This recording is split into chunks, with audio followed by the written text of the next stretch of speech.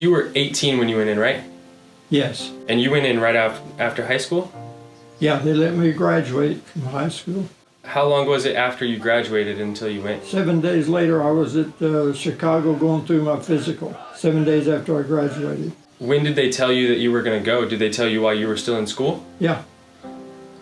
Wow, that's got to be tough to finish school knowing that you're going to go off to war. Yeah, while I was still in school, they sent me to Chicago to take my physical. Oh, wow, okay. So you went to Chicago for a few days and then came back? Yeah. You take the train there? Yeah. Okay.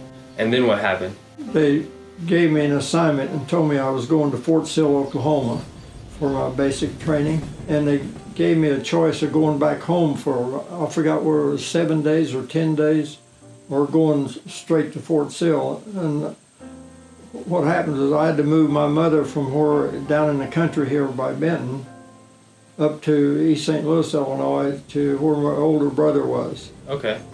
So if I'd come back, I'd have to come back here, and then I'd have to pay to go up to there and back down here and catch a train again and go back to Chicago. So I just went on. So you went to Fort Sill? Yeah. And that's where you did basic training? Yeah. What was basic training like? It was pretty demanding. Yeah? Because they kept you going all the time. You know, they had something going on with you all the time. It was pretty tough on everybody. Our basic training was 8 weeks long. Do you remember how long yours was? Yeah, it was, when I started, it was going to be 13 weeks, but it ended up being 17. Oh, wow. Okay. They kept us another 4 weeks. What were the skills that they were teaching you during basic training? Wire communications. In other words, when the unit went into position to fire, I was in the field artillery, had 4 155 howitzers in the battery that I was in. I was in B battery. Mm-hmm. So you had to have a telephone with each one of those guns. Okay. Then you had to run a line over to the Fire Direction Center so that they could give the fire commands to the guns. When you say you had to lay telephone lines, did you lay them on the ground or dig trenches for them? Yeah, we laid them on the ground. Okay. Sometimes there might be 10 or 15 telephone lines out there running along that road. Oh, wow. Different units, Yeah. different military units. Oh, okay, okay. And if a tank came along and run over them, it'd break all of them. That had to be a pain, huh? Yeah. How long were the lines usually? Well, the line to the observation post sometimes could be at least a mile. So you had to have a switchboard. Somebody had to be on that switchboard all the time because the 4 guns all had a telephone line going to them. That's where they got their commands about firing the artillery pieces. That had to be portable because they had to move every time the battery moved. They had to move, that switchboard had to go with them. How big was the switchboard? Oh, probably about like that, about like this. So they had to pick it up and carry it? Yeah, it was. They could manually handle it. Oh, okay, okay. And how thick were the telephone lines that you were laying? It was 2 wires. Okay. On the telephone line. In other words, it was 2 separate lines. Spun together? Yeah. Okay. Wound together. Was it heavy? Well, it was if you had a whole reel of it. Yeah. You know, it was probably like 30 or 40 pounds. Okay. So you went to Fort Sill and learned your job. Yeah. Went to Fort Sill and went through 17 weeks of basic training.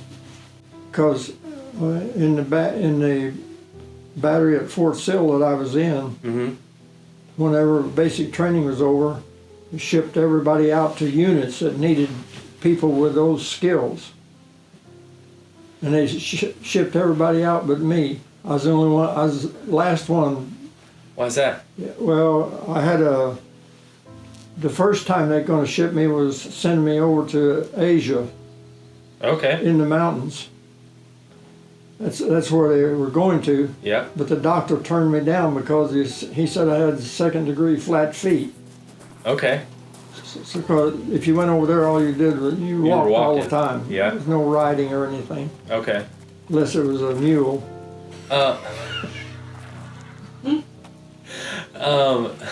So I had to go through the physical. So. And the physical wiped me out from going to Asia. Was that a good thing or a bad thing? For me, I thought it was a good thing. I got lucky. Okay. So you wanted to go to Europe. Yeah, Okay. And you were going to do the same job no matter where you went? yeah, Okay. yeah. I was in wire communications. But you didn't have any say over what job you had or where you went or anything like that, right? No. It was just whatever they needed, they were sending you where... Yeah, Okay.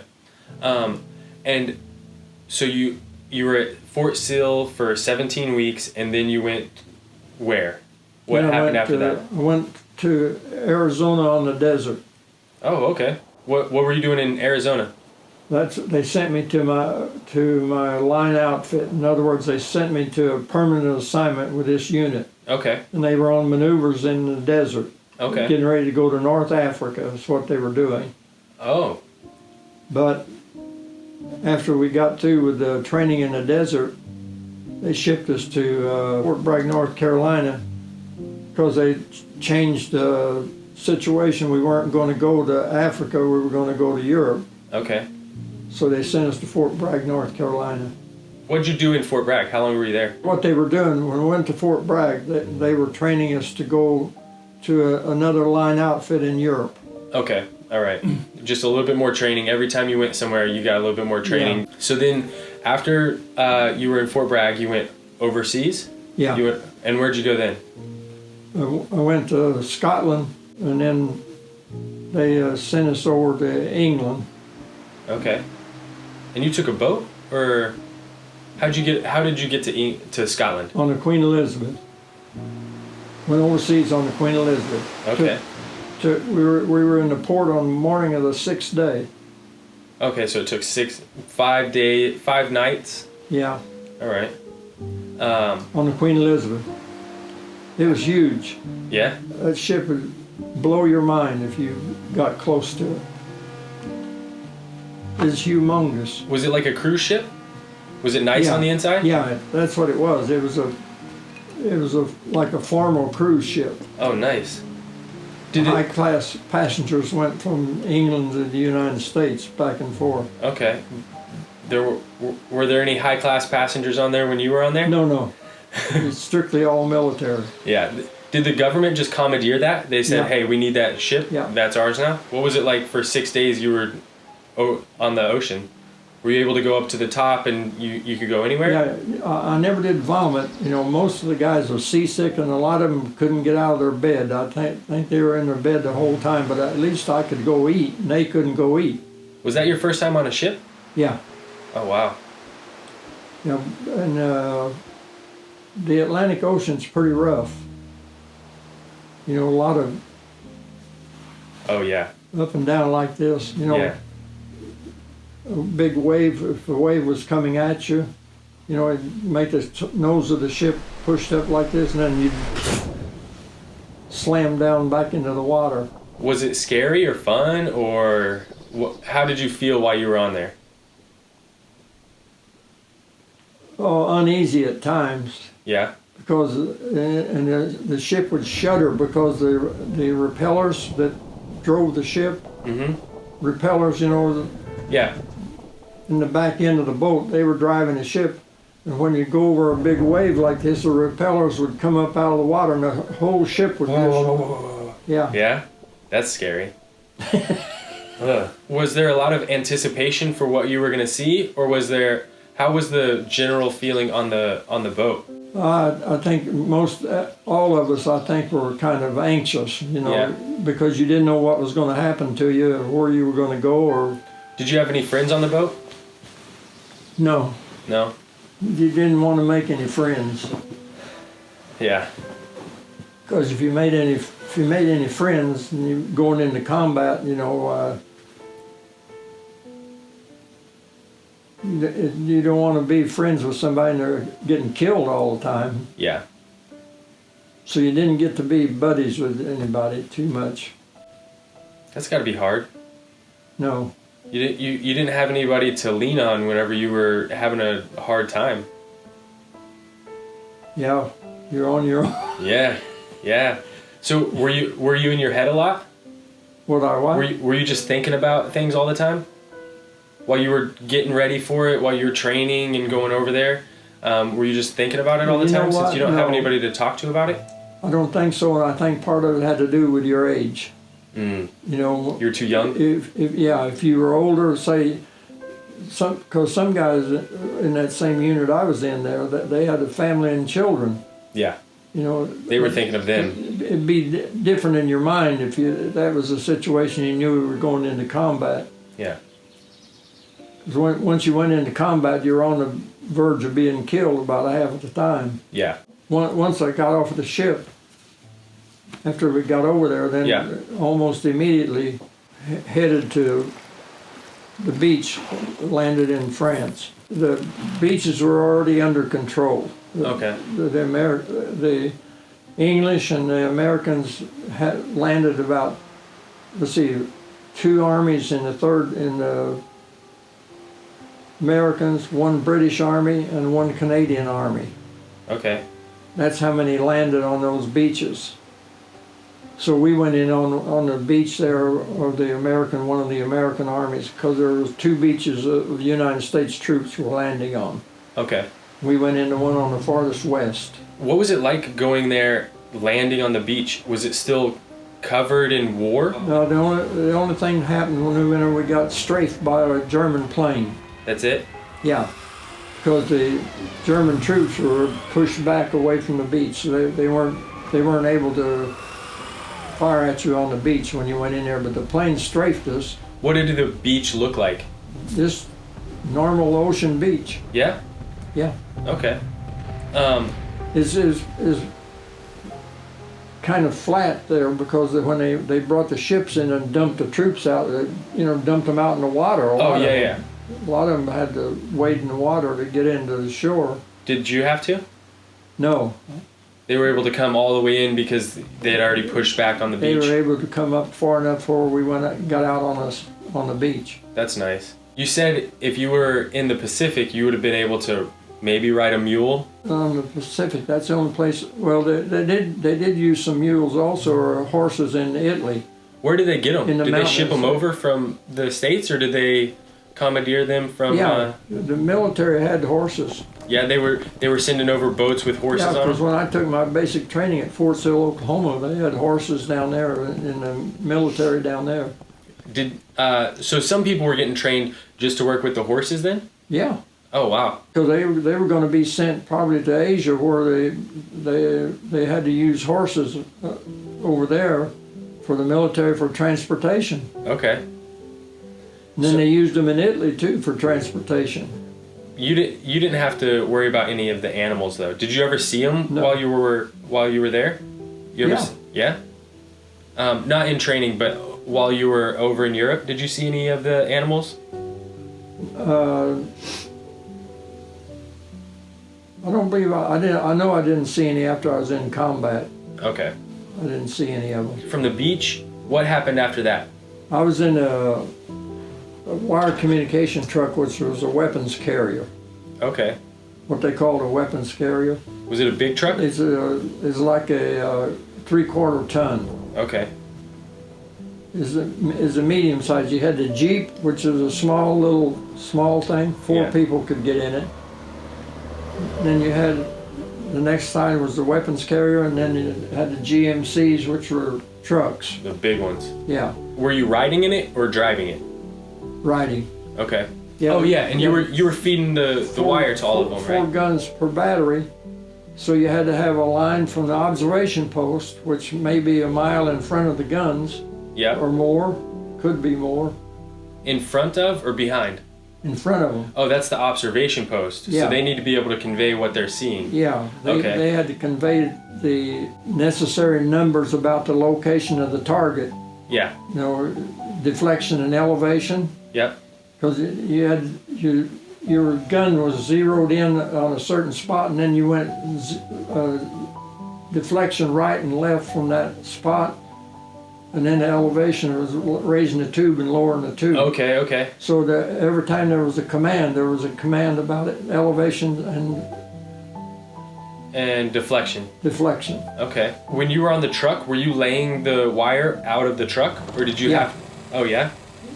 Yeah. Were you just kind of had like a reel in the back of the truck, with a mile of wire on a drum like this, a round thing. You put it on this thing, and the wire just rolled right off of it. You could go down the road 25 miles an hour in that truck and unreel in that mile of wire. Oh wow! Did you have to pick it up after you would move? Yeah, either you picked up your wire or went back and picked up somebody else's wire. Oh wow! So that you had to. That sounds like the hardest part. Well, they issued us so many miles of wire to start with. Okay. We had several reels of 1 mile reels of wire, but then after you lay all that out, you got to get wire someplace, so you go back to where you laid it out before. Yeah. And pick up the old wire and then go forward and lay that wire. Okay. It's just shifting the wire all the time. What was the hardest part about your job? Handling that 50 caliber machine gun all the time. Were you handling that because of the truck, or? Yeah, because when you're removing it, you put it on a truck on a mount. Okay. Then whenever you got into position, you had to take it off and put it on another, either a ground mount or an elevated mount. Okay. Depending on where you thought you were going to fire at planes or fire at ground troops. All right. And that was the hardest part. It was big, clunky, or what? Yeah, because the 50 caliber machine gun was, I forget how many pounds it weighed. But you also had to have a tripod just like that. Oh yeah? You had to have a tripod with it. To hold it up so that you could... once you got into position, and either you had to have that tripod where you were going to fire at planes. Yep. Or you had to have a ground one that was lower than that to fire at ground troops. Did you ever have to man the gun? Yeah. Did you ever have to fire at someone? Oh, I've fired a lot of times at planes, German planes. Oh yeah? Did you ever hit one? I never did get credit for one. But you hit one? Yeah. Nice. It was tough to try to bring down a plane because they did a lot of maneuvering whenever they were up there because they knew they were going to be shot at, so they did a lot of maneuvering. It's tough to get zeroed in on them. Was it? And then the speed. Another thing is you had to fire far enough ahead of them. That they would run into the bullets. Yeah, almost. you had to take your gun and move it out in front of where that plane was going to. You start firing over here, and the plane was down here, and you fire over here and let him fly into it. Yeah. Was it?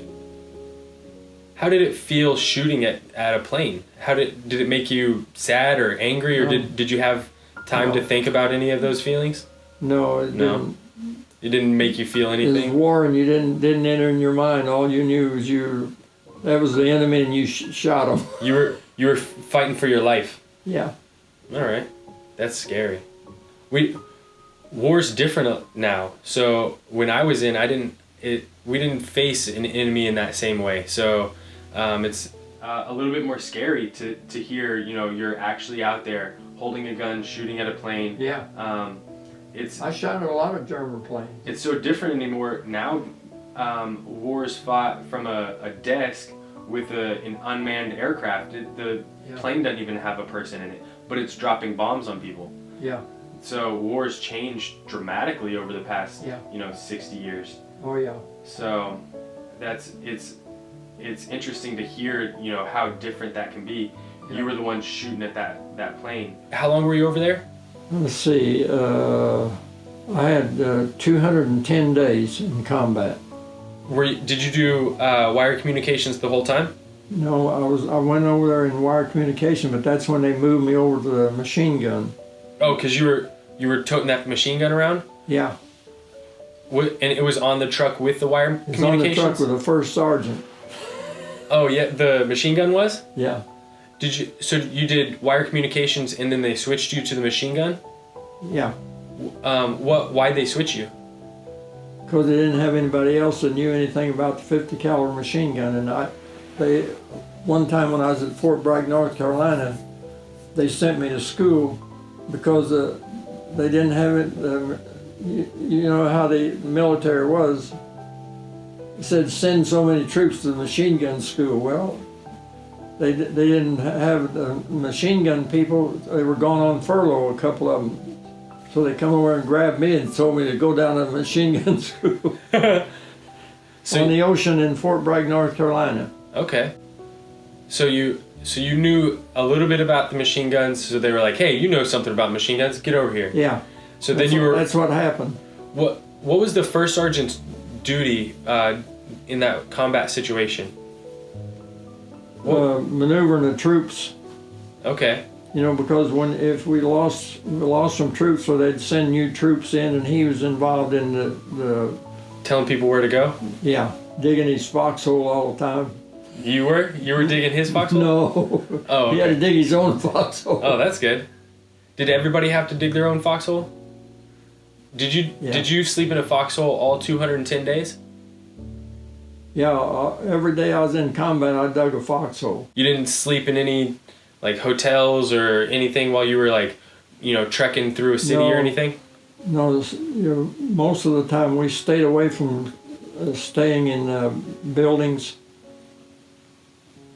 I remember one time I was sleeping in the basement of a building one time, and they shelled that building. But fortunately, the shells hit the roof and it only exploded upstairs. Did you know anybody did people sleep up on the whole building or? Yeah, there were a couple of guys from a different unit than I was in. Yeah. They slept upstairs and they got wounded, both of them. Dang. Medical people come in there and picked them up. How many hours a day would you say you slept? Oh, I don't know. I'm sure we got at least 6 hours of sleep. Oh, okay. Yeah. It's more than I would expect. Yeah. Probably wasn't very restful though. Most of the time, they didn't do a lot of firing at nighttime. No? No, because if the Germans fired at nighttime, they picked up their gun flashes and then they'd give the Air Force the coordinates and they'd come in and bomb them. So the Germans got smart and they quit firing at the nighttime. Were you close to the front lines? You were feeding them the wire, right? Depending on the situation, It what changed. was going on, but we were up close to the front lines all the time. There wasn't really just a singular front line, was there? It was like they were changing. It was ever changing. Yeah. There's always the lines were always moving back and forth, but mostly we were driving them back through France and through Germany. Okay, you were pushing them back into. All the time. Okay. They counterattacked occasionally, but most of the time we could, we were able to stop it. What was it like going through France? Because you had never been to France. You'd never been to another country, right? No. Yeah. So what was it like going through a country that you'd never been through, and kind of learning about it while you were in war? The only thing I was learning about was how hard it was to dig a foxhole. That's fair. That's fair. How was there? Was it hard dirt, or was it soft? Some places Some places. really hard. When you were looking for a place to dig your foxhole, what was the thing that you looked for? Well, for one thing, I didn't want to dig one under a tree Okay. Why is that? because, well, the shell would explode when it hit the tree, and then if you were in your foxhole, it didn't do any good because the shrapnel come down like this and come Okay. right in the foxhole. So no trees. What else?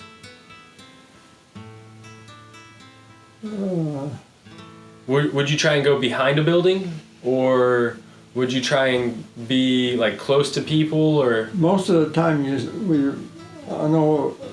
we stayed away from buildings because they'd shell the buildings. Okay. You wanted to stay away from them if you could.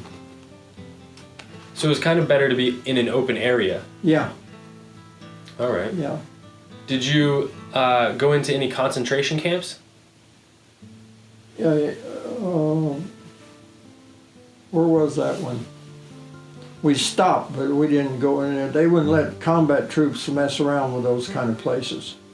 Was there a special They unit? had different units in the military that took care of those kind of places, the concentration camps, and we didn't slow down hardly whenever we came by one of them.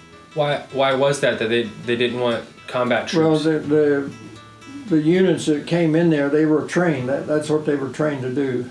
Liberate those camps? And we were firing artillery rounds. Yeah, so you didn't know We how were to deal combat with troops, them. and they were not combat troops. Oh, okay. They didn't go in with Weapons. no. weapons. Oh, interesting. Okay, I didn't realize that. Yeah, they had units that was their job, was to. Go in and liberate those concentration camps. Yeah. But how did it work? Well, because you would have to kind of liberate those camps, but at the same time you have to get rid of those, the security there. They had security. Yeah, They had their own. Yeah, you know, the day we were on the road going by this concentration camp here, the German guards were over there with their hands up. Oh yeah. They had them pulled out to one side. Did anybody surrender to you directly? Not to me. No. Did it make you feel good seeing the Germans with their hands up? Oh yeah. Yeah. Did you guys say anything to them as you were walking by? No, we were in the vehicles. Oh, okay. You were just cruising? Yeah. So We were moving from one position to another and went by this. you just kind of saw it Yeah. and drove on by? Saw this German over there with his hands. I mean, it's better to be standing there with your hands up than laying there with your hands by your side. Did you actually have to shoot anyone? Not directly where I was close enough to see him if I shot him. Okay, so you didn't see. With that 50 caliber machine gun. You were shooting far, huh? Yeah, because usually you were firing at something that was 200 to 500 yards away. Oh wow! So you're looking at like out at the edge of the field. Yeah, all the way down to the bottom down there. Yeah, over by the creek over there. Yeah, you can't really see if you're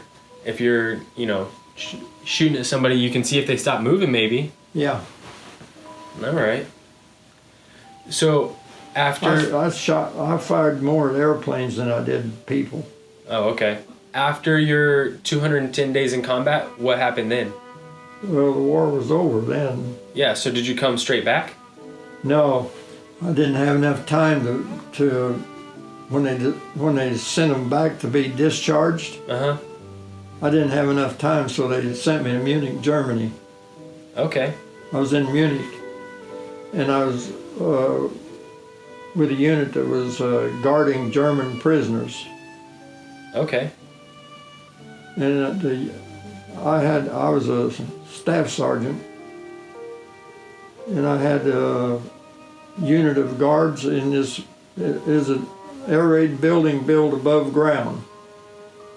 The walls are 8 foot thick. Wow. On that building. Was it a German building? Yeah, it's in Munich. Okay. Yeah, and we had German prisoners in there, and we had to feed them. Had to guard them. Had a guard on every floor. There was I believe it was a 7-floor or 8-floor building, built as an air raid shelter above ground. Yeah. That's why the walls were 8 foot thick. How many prisoners did you have?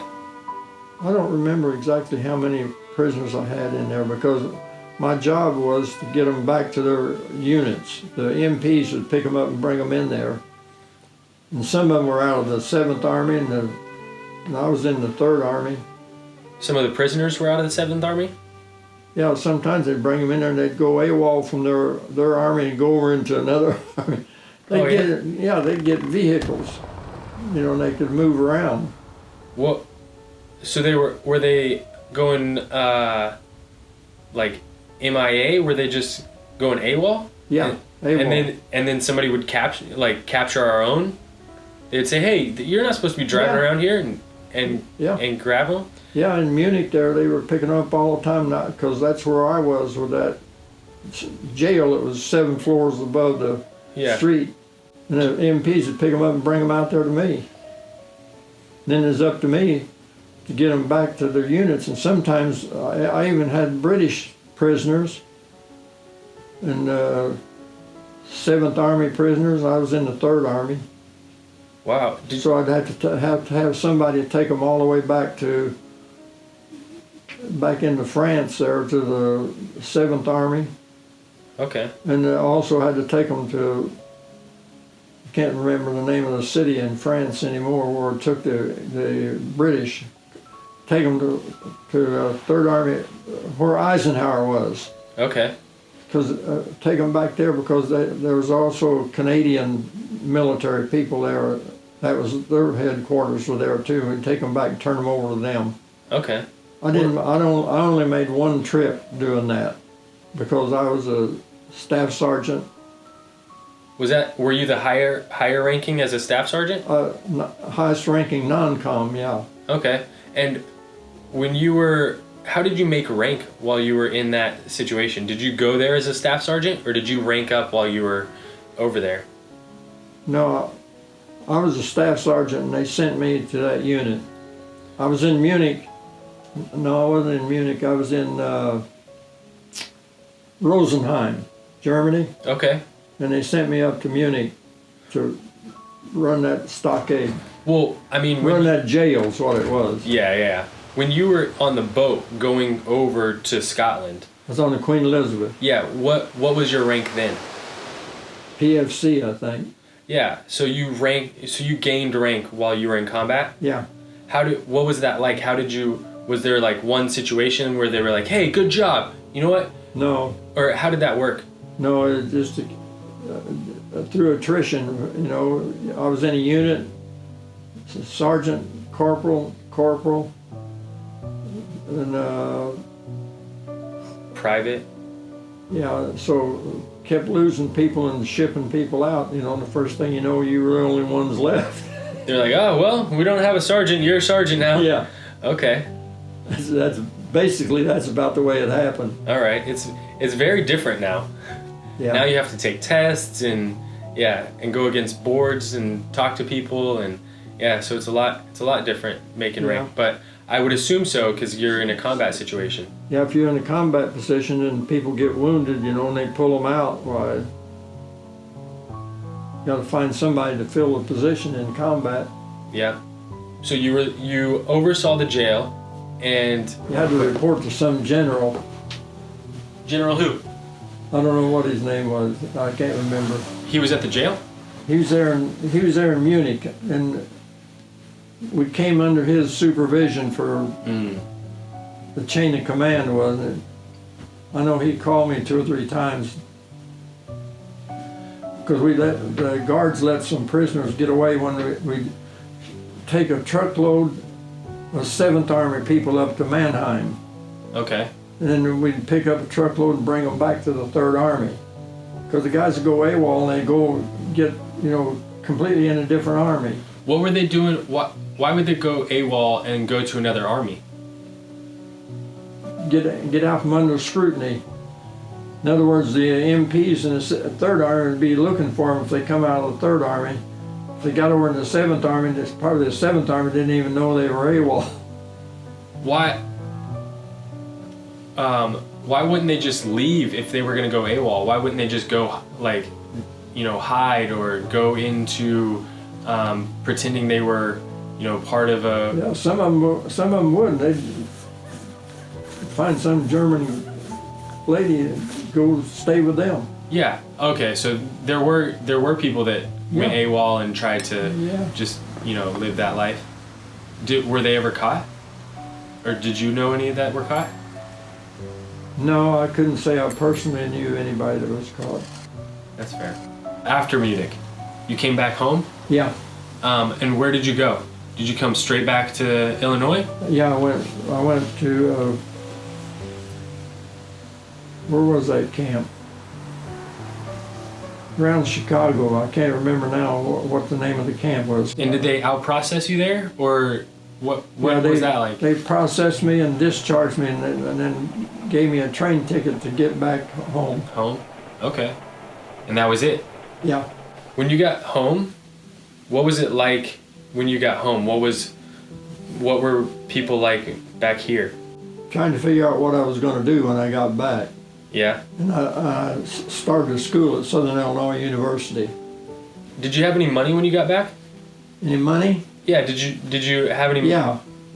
I had money taken out and sent straight to the bank, military. So you had a little bit of a nest egg when you got home? Not a great deal, because you didn't make much money in the military back then. Yeah. Had a few thousand. Okay. So you didn't have to immediately like get right back to work, or were you looking for a job? Well, I was planning on going to school. That's what I started out doing. I started school. But in the meantime, I took an examination for a civil service exam to work for the Postal Service. And so they gave me a call one day and said they had a job for me. Okay. So I decided to make the move, and I dropped out of college. I was going down to Southern Illinois University, and I dropped out and went to work. Was it? And it ended up working out really good. Yeah. Was it hard going from combat and being, shot at or somebody's trying to bomb you to being back in the civilian life and it's just not happening anymore? Was that difficult? Didn't give me a lot of trouble. I know, is it shell shock? They used to call it shell shock? Yeah. You didn't have anything like that? No, I didn't. I don't think anything stuck with me that gave me trouble. Were you there when anyone died? Were you close by? Did you watch anybody die? Oh yeah. Yeah? Yeah, I saw people, shot, wounded, shrapnel. Most of the time in the military, you had medical people in all the units. Yeah. And that was their job. So as soon as something happened to somebody, why, they called them. So they took care of the wounded. Okay. So you didn't have to actually care for them, but you saw it happen to the people around you? Yeah. No. Didn't have to. That wasn't part of the job. Part of the job was to keep on going and keep shooting. Yeah, that sounds scary. Yeah. I was lucky though, where we weren't exposed directly to the enemy troops firing at you. But we had a lot of trouble with being fired at with artillery. Okay, you were a little bit further back from them firing. Because you right got the at infantry and then you got the artillery. Okay. And depends on the type of artillery gun that you've got. Because we had 155 howitzer. That's a pretty good sized gun. Yeah. And it fires around 9 mile. The 155 rifle fire around out there about 12 mile. That's how far they could fire around. It had a longer barrel on it than ours did. Ours was a howitzer with a short barrel. Okay. And the long barrel was a rifle. They called it a rifle. All right. Same caliber, 155 fired the same kind of shell, except one of them could fire it a lot farther than the other one could. Did you fire those? Yeah. Yeah, in fact, I was in wire communication. Yeah. And right after we got into Germany, they came and got me from wire communication and said, you have to go over on the gun, you're going to have to learn to operate the sight over there. So the sergeant there on that gun, or the corporal, got hit by the recoil of the tube. He didn't get out of the way of the tube, and then on the recoil hit him and broke his leg. So he was gone. So they came and got me and said, you're going to have to go over there and learn they didn't have anybody on that gun that knew how to operate the sight. Okay. So they were all dummies. All they did was handling ammunition. That's all they had to do. What was the job that you liked the most? What was the job I liked the most? Yeah. In the military? Yeah.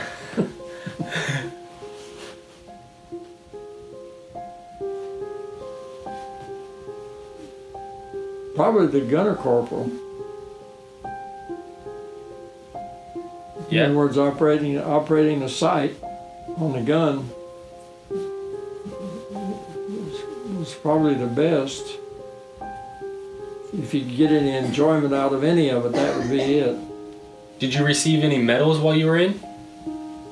Only the medals like for the European operation. Yeah. And I had 3 stars on it for major battles. Okay. Do you remember what battles those were? No, I don't. Not off the top of my head, I don't remember what they were. You left right after high school, so you didn't have a girlfriend or anything at the time? I had a girlfriend that I wrote to when I was in the military, yeah. Oh, yeah? Didn't marry her, though. What was that like? Did it make you feel a little bit more connected back home? Yeah. Yeah, it gave you a little bit of hope? Yeah, because I could ask her questions about it. The guys that were in high school when I could ask her about where they were and what happened to them. Did she ever give you bad news? Well, if she did, I can't remember. That's fair. Why didn't you marry her when you got back? She ended up marrying another guy out of my class. Did you get back too late? Is that why? No, I don't know. I can't remember now what happened. Why we didn't go any further with it, though. But because heck, we were 18 years old. When I was drafted. Still young. You didn't know there's a world turning.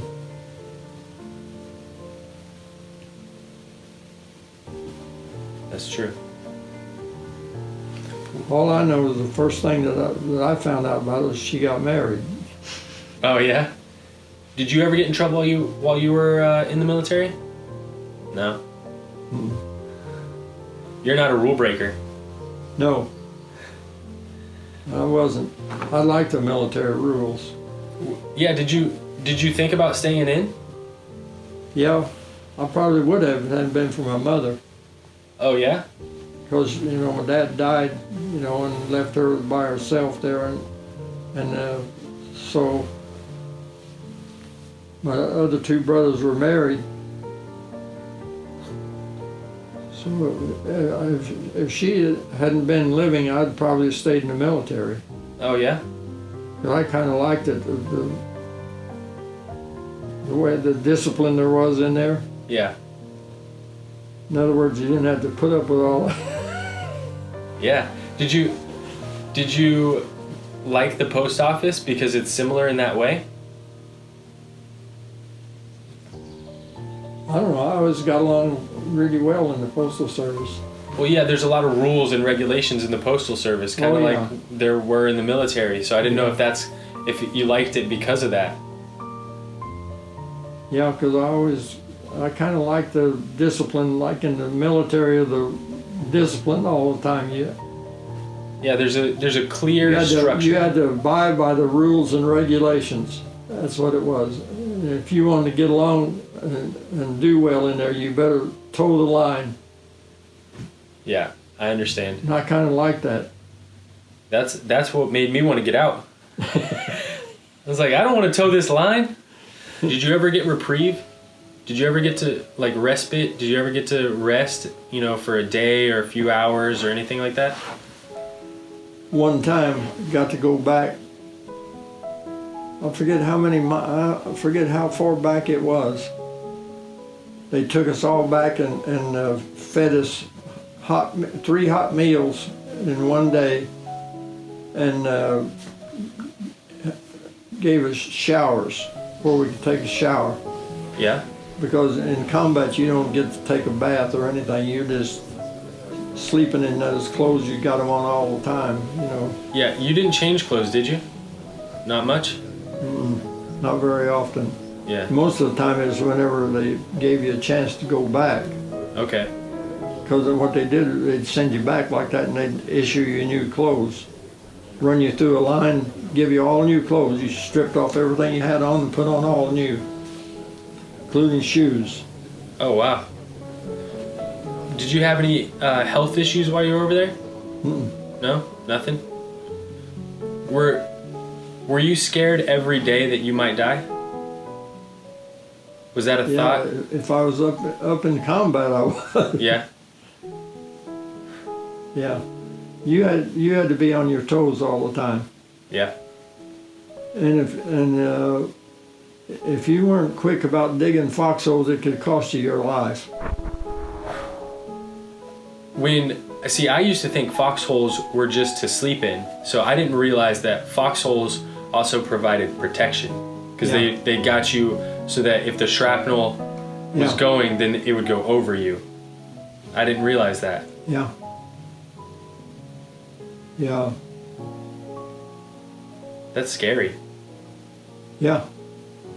Really scary when you're in there. I bet. Yeah. Yeah, because whenever you're in there and you are in the combat area, every time you stop, you better start digging. Oh, yeah?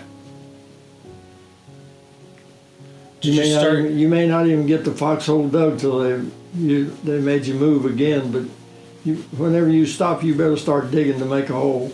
Did you make a hole first, or did you do your job first? If you could, you dug the hole first. That's fair. If you had a little bit of time to do it, you just got to dig it? Yeah. Of course, if sometimes it's necessary, like in wire communication, you had to get the communication lines in. Definitely. You said a first sergeant was the one that was kind of directing people where to go whenever they were new people. He had to show them. What were the officers doing? What were their jobs? Well, the first lieutenant in that unit, in that battery there, he was the one that gave the commands to the guns. Okay. You had a captain. There was a battery commander, was a captain. And then they had another lieutenant. There was a first lieutenant, and then they had a second lieutenant that had to do with the guns, supervising the guns mostly. Each gun section had a sergeant in charge of the gun. And there was one staff sergeant in charge of one gun, and the other 3 guns were just a regular sergeant. Okay. With 10 cannoneers, or 11 of them on a gun section. Took 10 cannoneers to operate that gun. To move it, set it up, tear it down, and take fire missions, because you had to have somebody handling the fuses and the ammunition. The shells weighed 50 pounds. Wow. And you had a fuse that you had to screw in the nose of it. It had a ring in there that you had to take out, screw fuses in there. I did that for a while. Yeah? I was the ammunition corporal. You liked ammunition corporal, right? Yeah. That was one of the better jobs? Nice. All you had to do is be sure you listen to the fire missions and what ammunition they were calling for, so you know which fuses to use. Yeah. And where to set them. Okay. They had a little thing on there, you set the fuse to different position. You had to listen to the fire missions and set the fuse for whatever they called for on the fire mission. Was that the timing of it? Yeah. Okay. In fact, there's that gun section there. One day a shell came in there and hit. I think it took 5 of them out. Oh, wow. Didn't kill them, but they were wounded so much that they never did come back. That's got to be hard to be able to do your job while you're seeing people doing your job that are, being injured or losing their life. Yeah, it gets in your head. Yeah. What's that like? Trying to operate, but having that in the back of your mind. Well, one thing for sure it does is it tells you that if you want to stay alive, you better do the things you can do like digging the foxhole. You better dig it as soon as you can, when you move into a new position, because otherwise you get caught without a foxhole. And that was bad news. Did you ever have two in a foxhole? Huh? Did you ever have two in a foxhole? You ever have somebody jump in your foxhole with you? Did I have? Yeah. Yeah? The fact is, I had them jump in there and knock me out of my foxhole. What? Yeah. How'd you let them do that? Well, I was in the foxhole, but I wasn't laid out in it. I was on my knees in it, and I ducked down, and they got caught out with no foxhole, so they come running over and dove in my foxhole and knocked me out. Oh, dang. Did you have to dig another one? No, I went back and pulled them out of there. Get out of here. Get your own foxhole. It sounds like a foxhole is almost like a shield. It's like a little. It's It's a lifesaver.